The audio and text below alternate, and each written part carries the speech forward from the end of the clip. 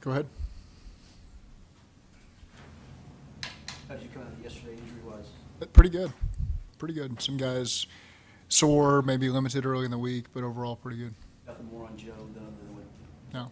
Nope.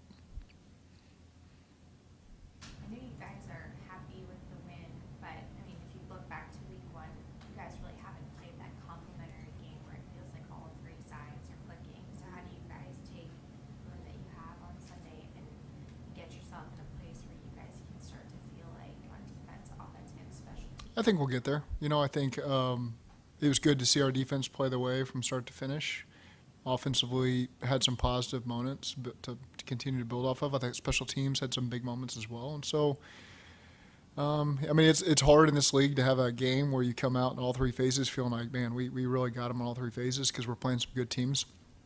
But obviously there's more as a team we can give. But, again, pleased with the environment we went into, found a way to win in the fourth quarter, did some positive things there, build off of that going into the division game this week. The obvious preface that that's a really good defensive line. Yeah. What were some of the concerns that you come away from the way your offensive line played in handling everything that they were throwing at you? Yeah, there's some sacks that aren't on them. There's a quarterback pressure. We had a cadence issue, where Amarius looks like he gets beat. And so there's some things I think that when you really just watch the tape and drill it down to just some procedural things that we can be better at. Because you kind of walk off the field, as somebody associated with the offense, feeling like, man, there was a lot of things we got to improve there, and then you really drill it down, and okay, there's some easily correctable stuff that we got to do a better job managing. That'll allow us to play more efficiently, and so again, very correctable things that I feel confident we can be better at moving forward. That we have been really good at in the past. So you felt like from a guys in one-on-ones perspective, you didn't feel like that ended up being a big issue. No, don't get me wrong. There were some one-on-ones we didn't win. But just overall, when you just look at the big scheme of things, of pressures and sacks and all those kind of things, there's a lot of things that we can easily clean up. But again, there was a couple snaps where they got the better of us, and they got some really good players, and that's going to happen in games like that.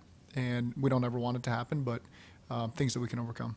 It's a chicken and the egg question, but does the defense start playing, at a higher level and then have some more confidence and energy, or do they have some more confidence and energy and then they start playing better? What have you seen? I think they've always had that confidence. They've known the truth of what we're capable of, and so again, that's the reality we've seen from our guys throughout the week going into a game. This did not catch us by surprise to see our defense play like that, give up 7 points and do a good job with 2 big fourth down stops and create a turnover in the red zone. So no surprise to us. We got to continue to build off of that. And again, that's why we always sit up here and say it's a long season. You're always going to face that stretch of adversity. We hit a pretty big stretch early on in the season, and now we worked through it, and now we got to be the best version of ourselves going forward. Did Jordan Battles play yesterday earn him more playing time in the future? He did a good job.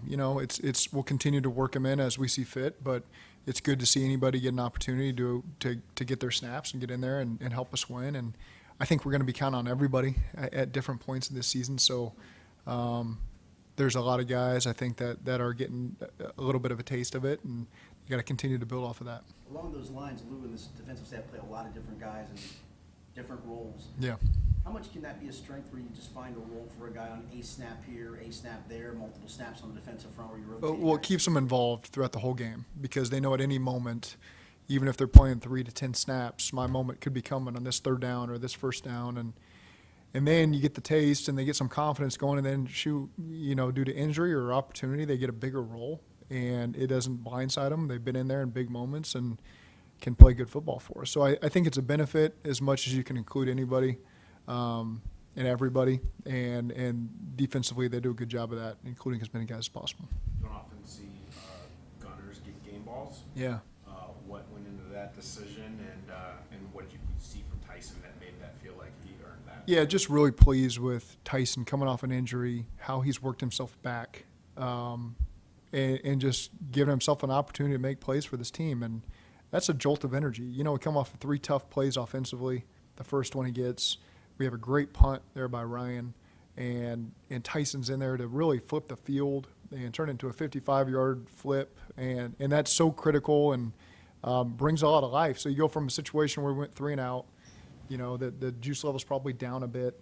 To all of a sudden, you've re-energized the team, and the defense can go out there and get a stop. And so, just proud of Tyson. That's just, you know, Tyson's a fan favorite in the locker room. He's always worked the right way. He's gone through adversity, and just put himself in a really good position to help this team win. And just really proud of him, and he was very deserving of it.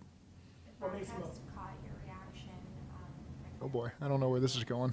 I forget what quarter it was, but when Mike Gesicki was lined up on Brian Burns, and it looked like either like it wasn't the call that you wanted or something, because the camera flipped to you and you just had this like shaking your Oh, face. yeah, I wasn't yelling at our players. Oh, okay. No. I'm assuming I know what you're talking about, but that wasn't it. What makes Tyson a fan favorite? Just the way he works, his personality. He's got a great personality. Again, he's been on those special teams meetings. He's locked in on defense. Guy's just fighting for roles. He carved out a great role for himself last year. Was playing at an elite level as a special teams player, going into that San Francisco game. You know, when he tore his ACL, and so again, guys respect that when a guy makes a name for himself like that on special teams. And takes pride in that role. That's a respected job amongst our coaches, amongst our players, and so again, for him to get back there to that level is big time. That gives us a lot of confidence in the unit, and he can be a leader in that unit, and just the way he goes about his work. And so, again, I can't say enough positive things about how he approaches the opportunities that he gets. What are the conversations like with Chase Brown as far as sliding down versus scoring? That's on me, 100% on me. You know, that's something that I control to the huddle. Very focused on finding the plays to get us that first down there, and didn't do a great job. I didn't do any job communicating that, to be quite frank with you. Something I just addressed with the team. You know, that's an area I've got to do a better job communicating, because we would want to go down there and kneel the ball and end the game. You know, they had one timeout left. And you don't want to leave it to chance. You know, there's been examples around the league over 10 years where that's backfired on you. So that's, yeah, you like to win 17-7, you feel better, but I'll take a 10-7 win, you know, where you don't leave anything to chance there at the end of the game. And so, again, that's something I got to be better at.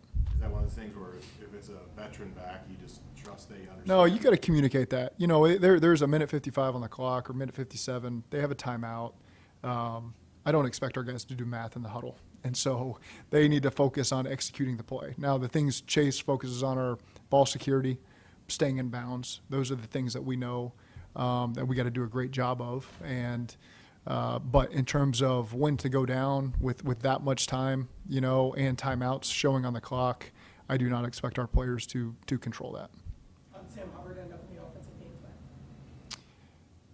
It's been a long working process, you know, over years. He's asked to be involved in that and thought that he could do it. He did it in 2018. You know, there's tape. I remember watching Chargers tape of him playing fullback and bringing that physicality there. And so, again, we're open to using our guys however we think will benefit us. And so he got out there for a snap. The play wasn't pretty, but he did his job. He did his job. Yeah, he did his job. I think that was get the first play under his belt was kind of his mindset. He was on the backside of the run, so just hold down the fort. No false starts, and did a good job, and we'll see if we build on it from there. Joe said that Yoshua just really has a really nice knack for those off-script plays. Yeah.